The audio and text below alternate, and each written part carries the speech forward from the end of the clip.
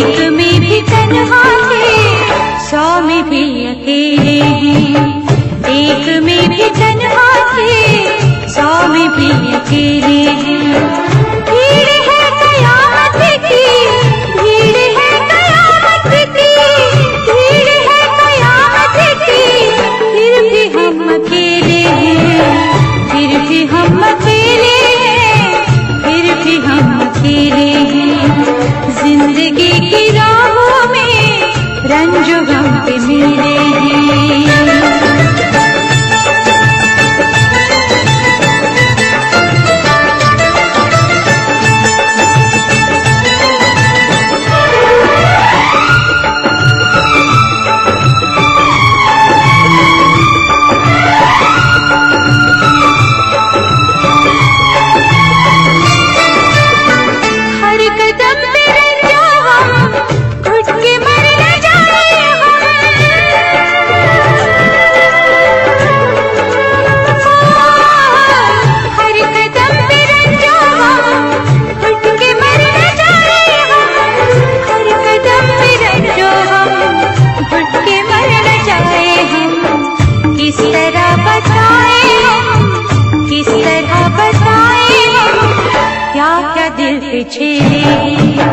किस तरह बताए हम क्या क्या दिल पे झेले हैं। भीड़ है कयामत की, भीड़ है कयामत की, भीड़ है कयामत की, फिर भी हम अकेले हैं, फिर भी हम अकेले हैं, फिर भी हम अकेले हैं। जिंदगी की राहों में रंजो गम के मेले हैं।